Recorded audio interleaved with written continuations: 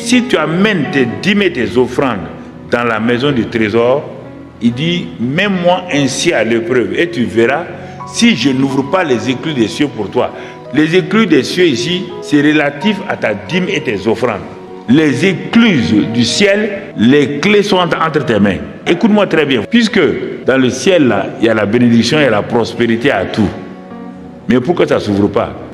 Mais pourquoi l'écluse là, l'écluse financière là, l'écluse de prospérité ne vient pas sur toi? Parce que tu n'as pas donné à Dieu la clé de la dîme et des offrandes. Dieu attend que tu lui donnes cette clé, il va ouvrir. 40 vérités pour l'Église. Je suis Draki RRF, le justicier. Le Seigneur m'a mandaté pour annoncer en cette saison 40 vérités à l'Église. Et la vérité numéro 6 que je m'apprête à vous annoncer est: la dîme n'est pas un principe de richesse hier, aujourd'hui et demain. Avant d'entrer dans les explications, je vais vous conseiller de réécouter, si vous ne l'avez pas encore fait, la vidéo de la vérité numéro 5. Un chrétien qui accepte Jésus aujourd'hui doit être baptisé à partir des secondes qui suivent. Chers frères et sœurs dans le Seigneur Jésus-Christ, le sujet de la dîme est un sujet très discuté aujourd'hui. Et il y a beaucoup qui disent on ne doit plus payer la dîme, et certains qui disent on doit toujours payer la dîme. Ou d'autres disent on ne paye pas la dîme, mais on donne la dîme. Je prends les deux expressions, ça me va, il n'y a aucun souci. Mais ce que j'aimerais que vous sachiez, c'est que la dîme n'est pas un principe de richesse. Parce que nous voyons couramment des hommes de Dieu s'amusent à dire, ou dans leur ignorance, que la dîme fait partie des principes qui emmènent un homme de la pauvreté à la richesse. Et c'est totalement faux. Et je vais aujourd'hui, par la parole de Dieu, l'expliquer, vous faire comprendre que la dîme n'est pas un principe de richesse. Ça n'a jamais été un principe de richesse. Il y a dans la Bible aucune personne, je dis bien aucune personne, qui a donné la dîme et est devenue riche après avoir donné la dîme. Il n'y a aucune histoire qui explique que un homme a payé sa dîme ou encore a donné sa dîme comme vous voulez et la personne est devenue riche. Ça n'existe pas. Ça n'existe pas. Donc je vais expliquer avec la parole de Dieu. Allons-y. Je vais vous donner l'historique de la dîme. La dîme est née où? À quelle dispensation? Et la dîme a été pratiquée pourquoi et comment? Dans Genèse, nous voyons la première personne à payer la dîme s'appelle Abraham, le père de la foi. Cet homme a payé la dîme la première fois après avoir remporté une bataille très difficile contre 4 rois qui étaient vraiment très forts. Mais avec des serviteurs qui n'étaient pas préparés à la guerre, Abraham, avec son Dieu, a pu vaincre ces 4 royaumes. Donc, en guise de reconnaissance pour la victoire qu'il a obtenue après la bataille, il a décidé de donner la dîme de tout à Melchisédek. Cette histoire s'est déroulée dans Genèse chapitre 14.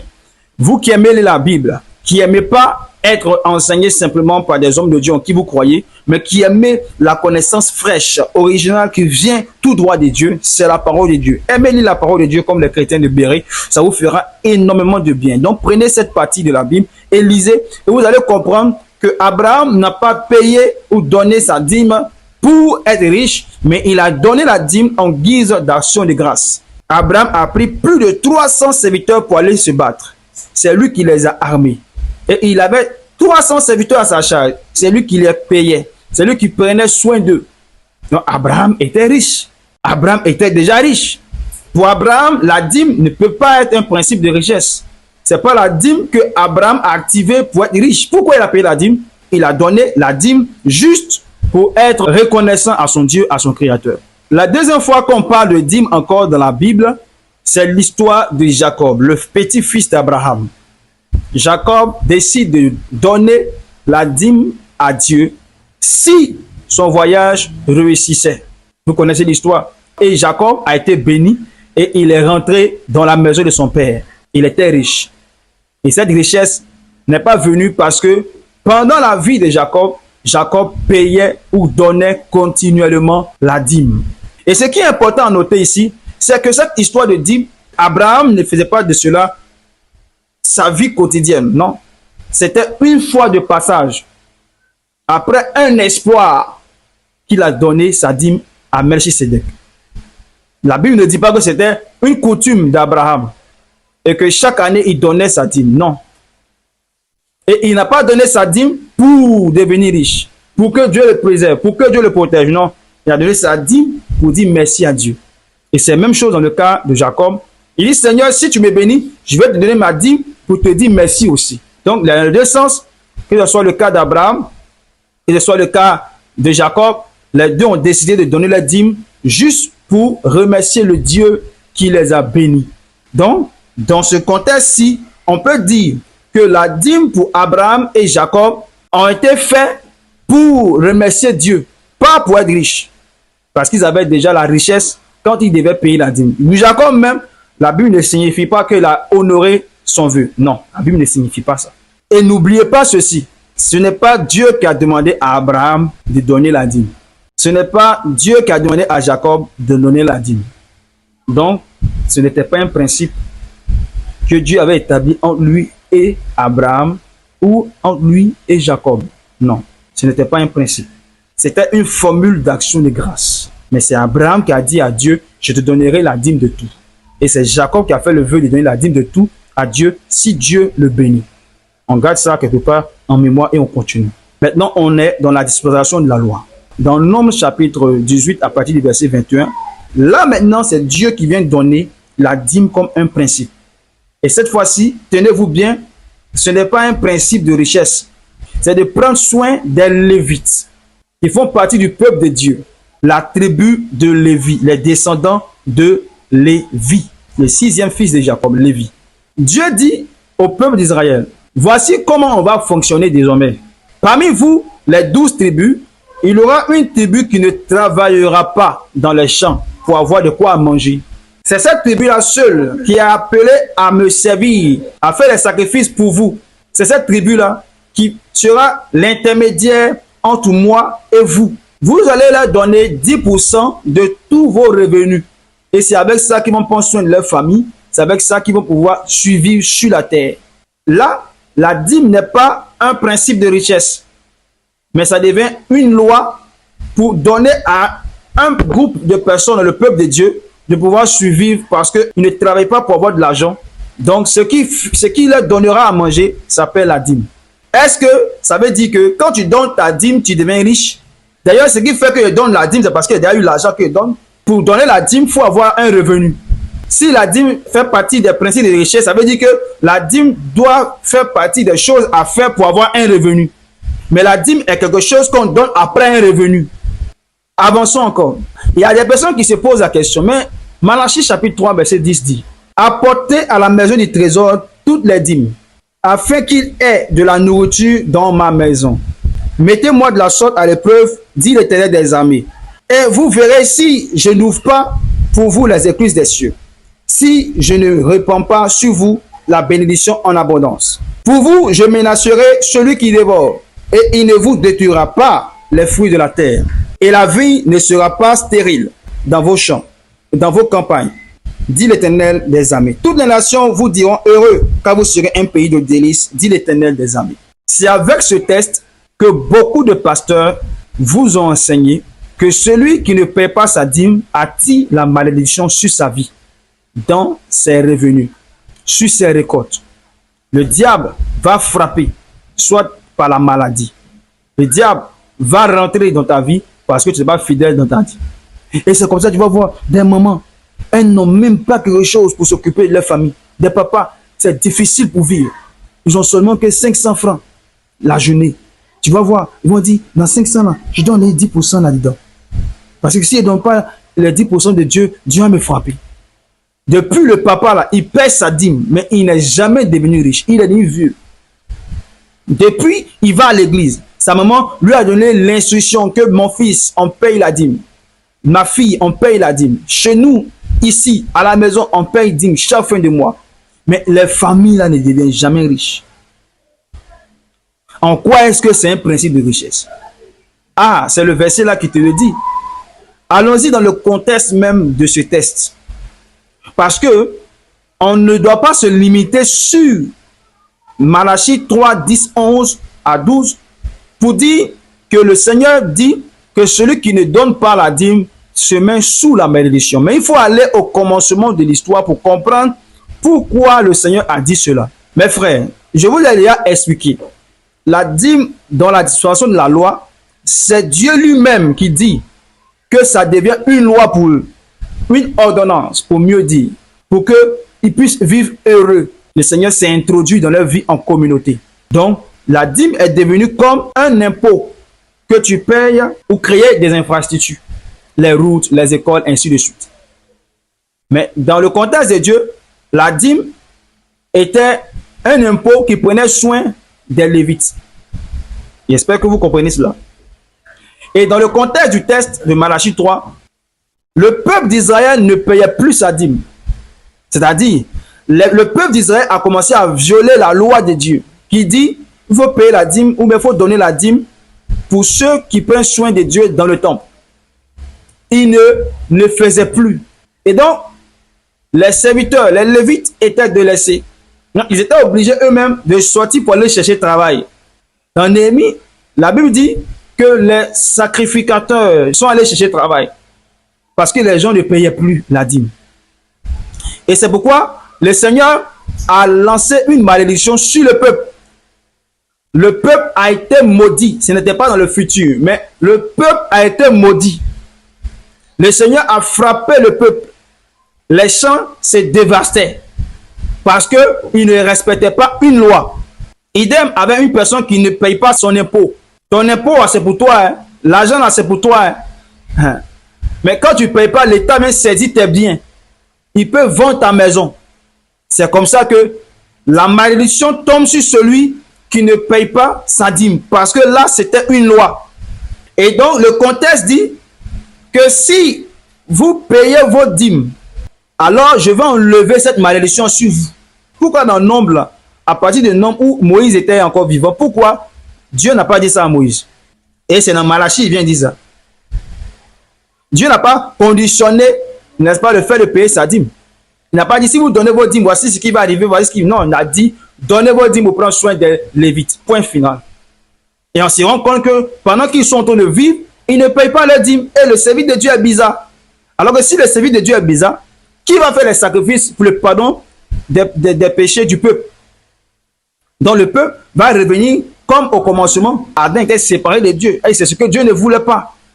Et il fallait une malédiction pour que le peuple puisse savoir que Dieu n'est pas content de leur agissement. Pour qu'ils puissent revenir à Dieu. Et la seule condition pour que cette malédiction quitte, c'était de redonner la dîme à Dieu. Pour le peuple d'Israël, à la maison du trésor. Pour qu'il y ait la nourriture pour ceux qui servent Dieu dans le temple, à savoir les Lévites. Donc, il n'y a pas de bénédiction rattachée à ça. C'est la malédiction que j'ai placée sur vous là. C'est ça que je vais ôter quand vous allez être fidèle à vos dîmes désormais. Parce que vous n'étiez pas fidèle à vos dîmes et le peuple de Dieu était délaissé et le travail du Seigneur était arrêté dans le temple. À cause de cela, j'ai emmené la malédiction sur le peuple. Il ne s'agissait pas de dire, bon, quand vous allez payer vos dîmes, je vais vous bénir en retour. Non, non, non, non, non, non, c'est pas de les bénir en retour. C'était d'ôter la malédiction qui pesait sur eux parce qu'ils ne payaient pas leurs dîmes. Ah, mais tu dis que s'ils ne payent pas leurs dîmes, la malédiction vient sur eux. Ça veut dire qu'on doit payer nos dîmes pour que la malédiction ne vienne pas sur nous? Non. Quand tu payes ton impôt, là, est-ce que l'État te doit quelque chose parce que tu payes ton impôt? L'État dit, bon, quand toi tu payes ton impôt, voici, chaque fin de mois, on va t'emmener telle somme. Non. Si tu es fidèle dans ton impôt, on peut diminuer, te donner un prix parce que tu es fidèle dans ton impôt. Mais ça ne veut pas dire qu'on va te donner là. Tu vas toujours payer, hein, mais c'est dans ce que tu payes qu'on va diminuer. C'est ce que je veux te faire comprendre, quoi. Voilà, donc c'est pas pour dire que comme tu payes ta dîme, Dieu te doit quelque chose. Dieu a fait que il va t'ouvrir les portes de la richesse. C'est pas ça. Dieu n'ouvre pas les portes de la richesse parce que tu payes ta dîme. Non. Dans le contexte de Malachie 3, il ne leur donnait pas d'être riche parce qu'ils payaient leur dîme. Non. Il n'y avait pas de bénédiction rattachée au fait de payer sa dîme ou de donner sa dîme. Non, il n'y a pas de bénédiction à cela. Mais la malédiction a été déclenchée parce qu'ils ne respectaient plus une loi. Et vous savez très bien, quand vous ne respectez pas la loi vous punit. La loi vous condamne. C'est ça. C'est cette condamnation qui était la malédiction qui était sur le peuple d'Israël. On a fini avec la loi. Allons-y dans la dispensation de la grâce, la dispensation de laquelle nous sommes. Nous sommes de la loi de Christ. Nous ne sommes pas des Juifs, les amis. Nous sommes devenus enfants de Dieu par la foi en Jésus. On n'a rien à voir avec les Juifs. Les Juifs avaient les lois. Nous, on a notre loi qui est Christ. C'est ce que Christ enseigne que nous pratiquons. Quelqu'un se pose la question, mais Jésus lui-même, dans Matthieu 23, a dit, vous donnez la dîme de cumin, mais vous ne donnez pas ce qui est plus important, la justice, la fidélité et la miséricorde. Alors, Jésus n'a pas aboli la dîme, il n'a pas arrêté la dîme. D'ailleurs, il a aussi dit dans sa parole que je ne suis pas venu pour abolir la loi, mais pour l'accomplir. Et donc, ces textes deviennent des sources de confusion. Beaucoup pensent que quand on dit Jésus n'est pas venu abolir la loi, ça veut dire qu'il faut continuer à pratiquer ce qui était dans la loi. Si c'était le cas, tu n'allais pas croire en Jésus aujourd'hui pour ton salut, pour le pardon de tes péchés. Tu n'allais pas dire, Seigneur, son sang a coulé, ruisselé sur la croix. Son sang a coulé. Tu n'allais pas chanter ça pour le pardon de tes péchés. Tu allais aller sacrifier les animaux pour le pardon de tes péchés. Mais comme on n'est plus sous la loi, mais sous la loi de Christ, c'est ce que Christ a dit qu'on applique. Il n'est plus question de s'agripper sur la loi de Moïse. La loi de Moïse n'est pas notre loi. C'est la loi de Christ que nous suivons. Quand il dit qu'il n'est pas venu abolir la loi, dans la version français courant, la Bible dit, dans Matthieu 5, 17, ne pensez pas que je sois venu supprimer la loi de Moïse et les enseignements des prophètes. Je ne suis pas venu pour les supprimer, mais pour leur donner tout leur sens. Vous comprenez ça? Donner tout leur sens. C'est la raison pour laquelle la loi existe là. Jésus est venu pour expliquer. C'est pourquoi vous allez lire. L'apôtre Paul va dire dans Galates, la loi est comme une pédagogue qui nous conduit à Christ. Vous voyez, donc c'est l'utilité de la loi. La loi est venue nous conduire à Christ. Donc quand la loi nous conduit à Christ, c'est Christ maintenant qui nous conduit maintenant. On ne revient plus encore dans la loi. La loi nous a emmené à Christ. Donc quand elle nous amène à Christ, Christ nous prend maintenant pour nous conduire. Seuls ceux qui sont conduits par le Saint-Esprit sont fils de Dieu. Pas ceux qui sont conduits selon la loi, mais par le Saint-Esprit. Maintenant, écoutez attentivement. Jésus-Christ n'a jamais dit dans son église de payer la dîme. Vous n'êtes pas posé la question pourquoi.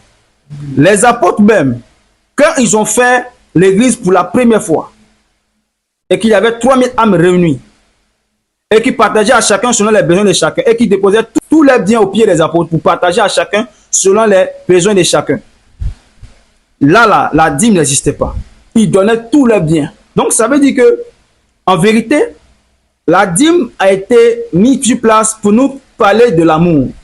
C'était une image préfigurative qui voulait nous montrer comment un homme doit manifester l'amour pour son frère. Parce que pour prendre 10% de ton salaire pour donner à quelqu'un qui n'a pas travaillé comme toi, c'est pas facile. Mais dans la dimension de la grâce, ils sont allés plus loin. Il ne s'agit plus de 10%, mais il s'agit de tout son argent. Comme aujourd'hui, il y a beaucoup de pasteurs riches qui refusent de mettre tous leurs milliards dans un compte où certains vont mettre seulement que 10 000 parce qu'eux, ils sont limités à 10 000. Non, ils ne se voient pas donner tout l'argent puis les ont ni riches comme eux. Alors que c'est ce que la famille de Barnabas a fait. Vous vous rappelez de ce riche-là?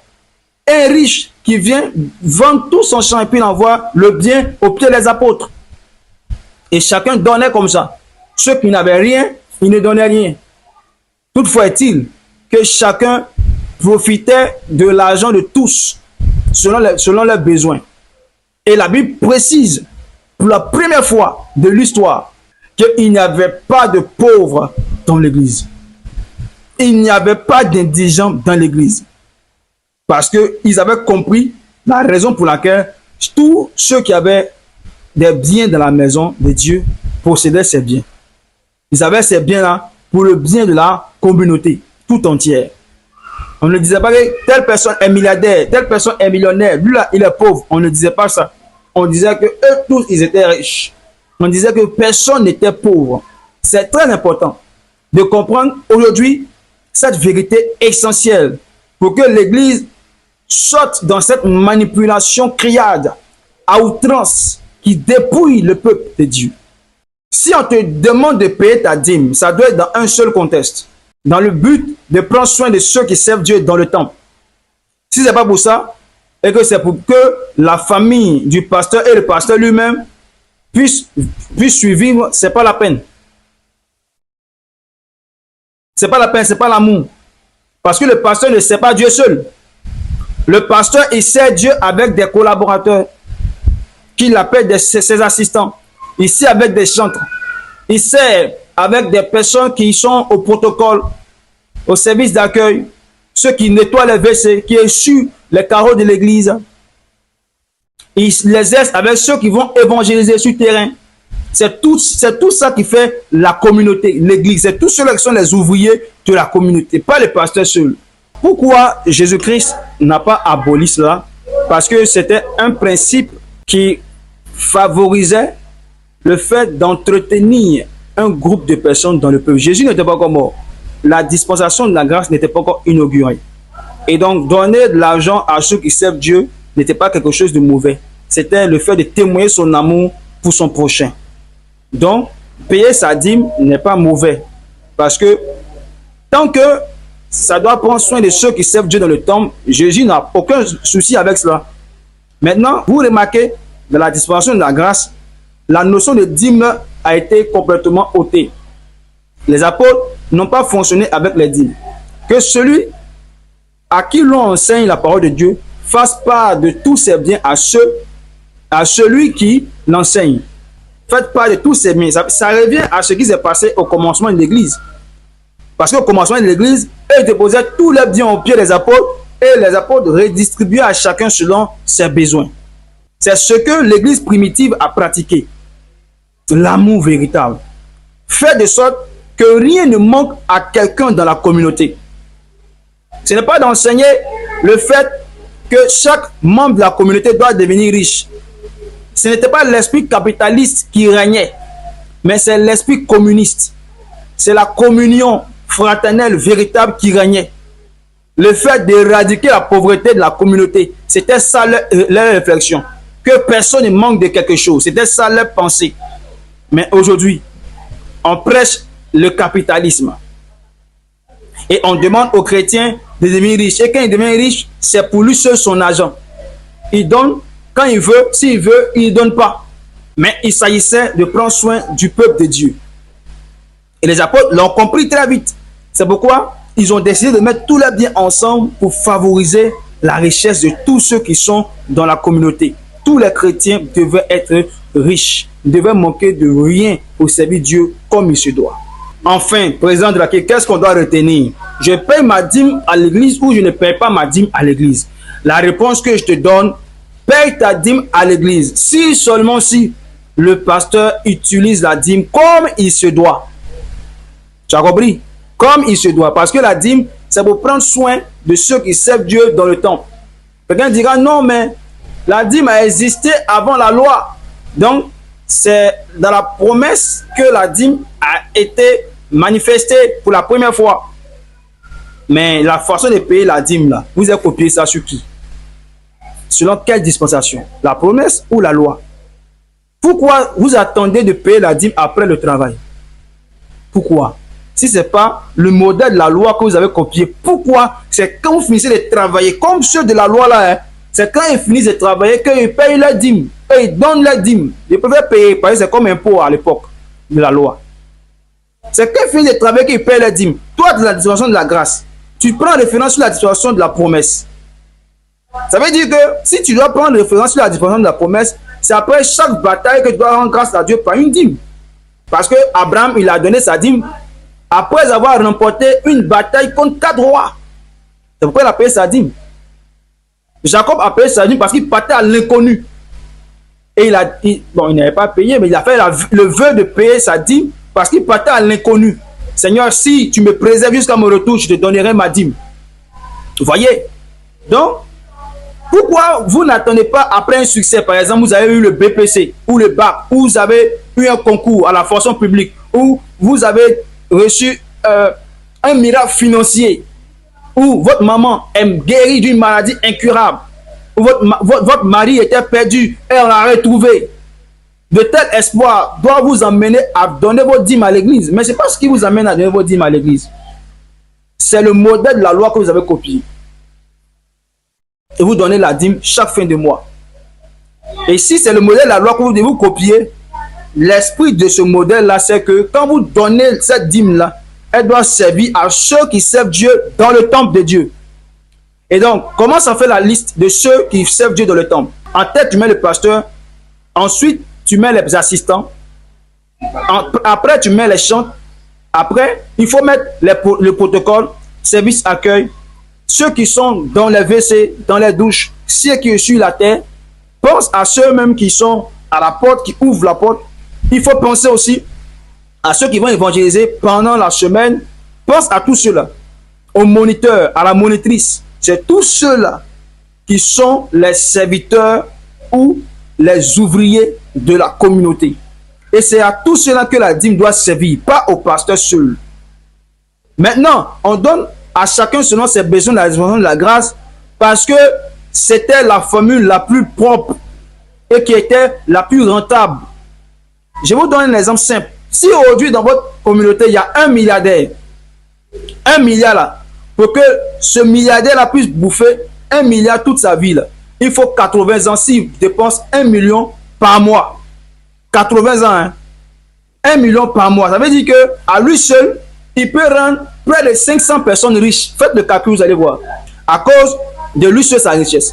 L'argent qu'il donne, là, il ne travaille pas ça. L'argent, là, on ne travaille plus.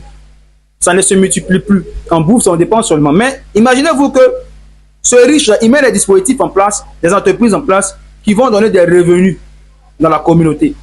Ça veut dire, s'il y a 500 personnes dans la communauté, les 500 personnes seront riches à cause de ce milliardaire seul. C'est ça l'amour de Dieu. Il faut tirer tout le monde à son niveau. Comme on disait dans les Actes des Apôtres, la Bible dit que les apôtres ne disaient pas que leur bien leur appartenait en personne. C'est-à-dire personne ne disait que ce qu'il a là lui appartenait, mais et que ça appartenait à la communauté. Donc s'il a 10 000, pour lui dans sa tête, les 10 000 qu'il a là, c'est pour tous ceux qui prient avec lui dans l'église. C'est pour tous ceux qui ont accepté Jésus. Donc s'il a 100 000, c'est pour tous ceux qui ont accepté Jésus. On parle de bien. Il y a des gens qui ont l'esprit arrêté. On parle de s'il a une femme, c'est pour tout. Non, on ne peut pas dire ça. On parle de biens financiers, l'argent, maison, c'est ces choses-là dont on parle. Personne ne pensait que quelque chose lui appartenait en propre. Et c'était, n'est-ce pas, le principe économique, le système économique le plus rentable. Et ça fait ses preuves. Une fois dans la Bible, au moins, on dit que dans la communauté chrétienne, il n'y avait pas de pauvreté. Mais, dans la dispensation de la loi, pendant qu'on donnait les dîmes, il y avait des pauvres. Au point où il y avait une loi qui disait « Faites pas de vos biens aux pauvres, à votre frère qui sont pauvres. » Mais dans la dispensation de la grâce, puisque là-bas, l'amour s'est amplifié, les riches rendent les pauvres riches, on dit « Donnez à tout le monde pour que vous soyez tous au même niveau. » Et que personne ne pense que ce qu'il a comme bien l'appartienne en propre, mais appartienne à la communauté. Donc quand tu deviens chrétien en vérité, tu fais communauté de biens, comme dans le mariage. Radeshataba. Vous vous souvenez, quand vous partez vous marier, pour ceux qui ont connu le mariage, on vous pose la question, vous voulez communauté de biens ou séparation de biens? Il n'y a aucun chrétien qui dit séparation de biens. En tout cas, à ce qu'ils sachent. Parce qu'eux ils disent qu'ils sont un, ils sont unis, ils sont une seule personne, ils sont une seule chair. Non, ils disent communauté de biens. Maintenant, l'église est divisée ou bien? L'église là, c'est séparé. L'église là, ce n'est pas l'exemple de corps. Le corps est séparé. Donc nous sommes unis avec Dieu. Nous formons un seul corps, n'est-ce pas? Donc l'église là, c'est comme le mariage. Donc si on est un seul corps, ça veut dire que tous nos biens doivent être en commun. Arada Shakaba. Mais on ne comprend pas ça. On se concentre sur donner la dîme, donner la dîme, donner la dîme. La dîme qu'on donne est limitée. Ça permet à ceux qui servent Dieu dans le temple simplement de pouvoir à leurs besoins. Mais la dispensation de la grâce, où on met tous nos biens en commun, là, ça fragilise la pauvreté de la communauté. On ne parle plus de pauvres lorsqu'on met tous nos biens ensemble. Parce que les riches vont couvrir la pauvreté des pauvres. C'est ce que vous devez retenir. Et c'est à cela que je vous emmène. Peu importe le prix à payer, j'irai jusqu'au bout de ces 40 vérités pour l'Église. Car le Seigneur m'a appelé pour cela. Je sais ce que j'ai vu et entendu, et puis je suis dans ma gamme. Draki RRF, le justicier. Je vous aime.